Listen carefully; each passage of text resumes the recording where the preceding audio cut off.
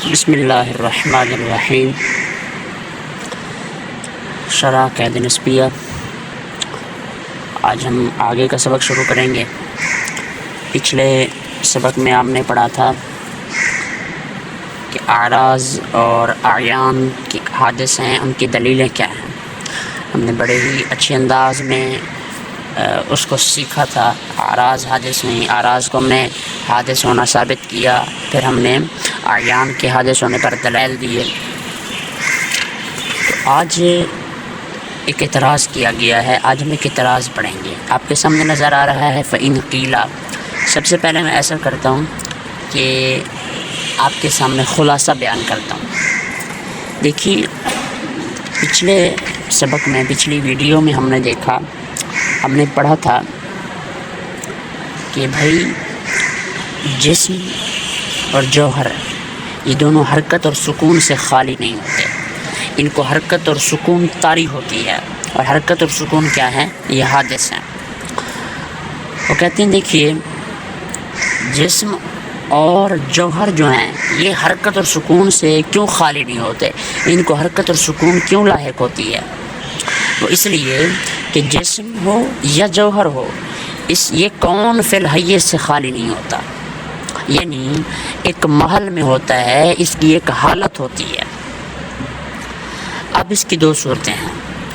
جس حالت پر یہ ہمیں اب نظر آ رہا ہے یہ جسم، مثال کے طور پر آپ پہاڑ کو لے لیجئے، یا آپ کسی اور چیز کو لے لیجئے، اور پہاڑ کو لے لیتے ہیں کہ جس حالت پر ہمیں اب نظر آ رہا ہے، اس سے پہلے والی حالت بھی اس کی ایسی تھی جیسے کہ آج ہے، یا اس کی پہلے والی حالت کوئی اور تھی اور آج اس کی حالت تبدیل ہو گئی ہے۔ یہ دو صورتیں۔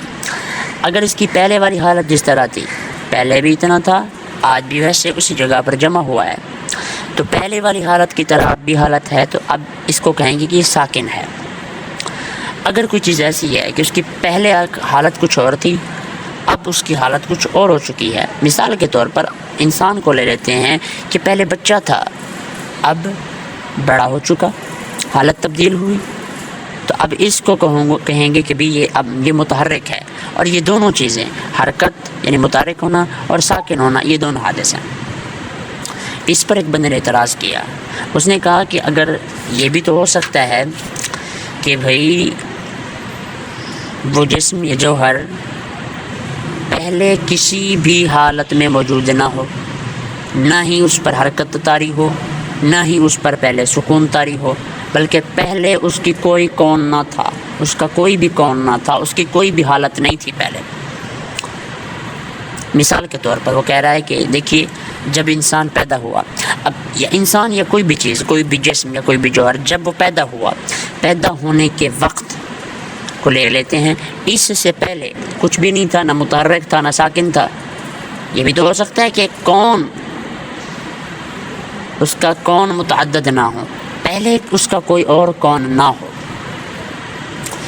تو اب اس پر ماتن نے جواب دیا، اور اس کے بعد ایک اور چیز ماتن رحمۃ اللہ تعالی علیہ لے کر آ گئے، حرکت اور سکون یہ کیوں حادث ہوتے ہیں، اب ان کو ثابت کریں گے۔ آئیے عبارت پڑھتے ہیں، پھر اس کو حل کرتے ہیں۔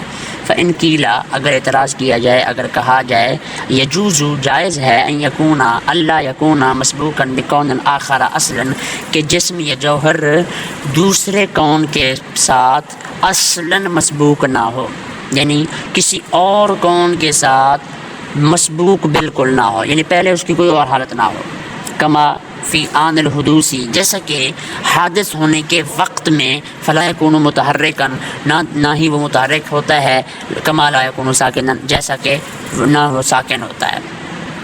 اب اس کا جواب، قلنا، ہم نے کہا، ھذا المنع لا یضرنا، یہ اعتراض ہمیں نقصان نہیں دیتا، لما فیہ من تسلیم المدعا، اس لیے کہ اس کے اندر مدعا کو قبول کرنا ہے، ایکسیپٹ کرنا ہے۔ کس طرح؟ على أن الكلام في الأجسام التي تعددت فيها الأكوان وتجددت عليها الأعصار والزمان والأزمان، اس طور پر کہ بے شک یہ ہمارا جو کلام ہے یہ ان اجسام کے بارے میں ہے جن کے اندر اکوان، حالتیں متعدد ہوں، اور ان پر زمانے جاری ہوں، ان پر اوقات جاری ہوں۔ یہ میں یہاں پر ایک کلام کروں گا، یعنی آپ جس جسم یا جوہر کے بارے میں بات کر رہے ہیں کہ جس کا کوئی کون ہی نہ ہو، اس کی بات ہو ہی نہیں رہی۔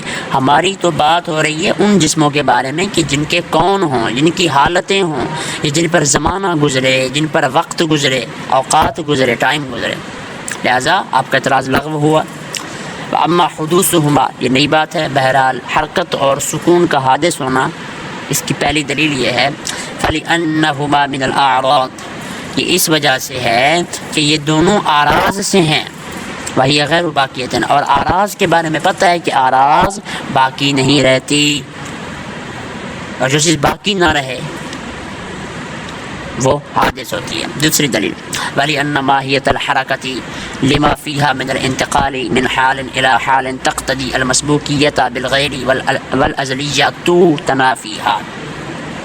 کہتے ہیں اس لیے کہ حرکت کی جو حقیقت ہے، حرکت کی جو ماہیت ہے، اس کے اندر حرکت کی حقیقت کیا ہے؟ اس کے اندر ایک حالت سے دوسری حالت کی طرف انتقال پایا جاتا ہے۔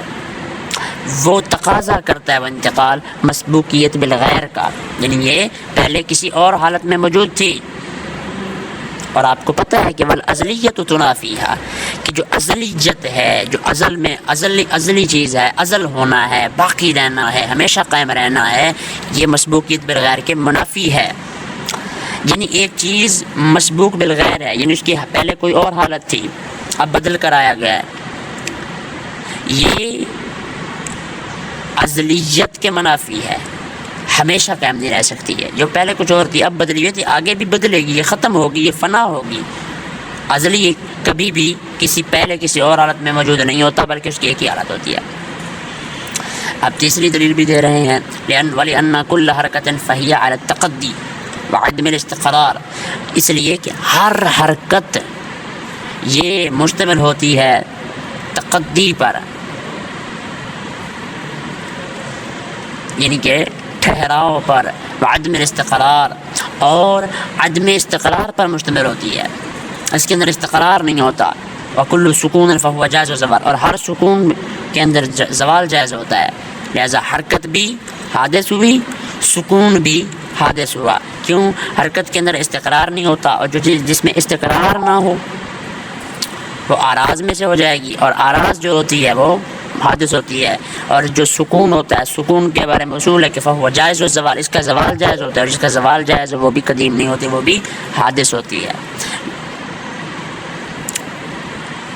انہوں نے کہا کہ وقد عرفت نہیں لأن كل جسم فهو قابل للحركة بالضرورة، کہ اس لیے کہ ہر جسم حرکت کو ضروری طور پر قبول کرنے والا ہوتا ہے، تو جسم جب حرکت کو قبول کرے گا تو پھر وہ بھی حادث کہلائے گا۔ وقد عرفت ان ما يجوز عدمه يمتنع قدمه، فرمایا کہ آپ پہچان چکے کہ جس کا عدم جائز ہو اس کا قدیم ہونا ممتنع ہے۔ جسم جب حرکت کو قبول کرے گا تو پھر بھی مسبوقیت بالغیر کا تقاضا کرے گا، اور مسبوقیت بالغیر یہ ازلیت کے منافی ہے، اور جو چیز ازلیت کے منافی ہو وہ فنا کا تقاضا کرتی ہے، وہ فانی ہو جاتی ہے، وہ ختم ہو جاتی ہے، اور جو چیز ختم ہو جائے وہ کبھی قدیم نہیں ہو سکتی۔ یہ تھا ہمارا آج کا سبق۔ انشاءاللہ باقی سبق آگے نیا سبق ویڈیو میں ملاحظہ کریں گے۔ اللہ پاک آپ کو سلامت رکھے، کوشش کیجیے گا، اسباق میں ہمارے ساتھ رہیے گا۔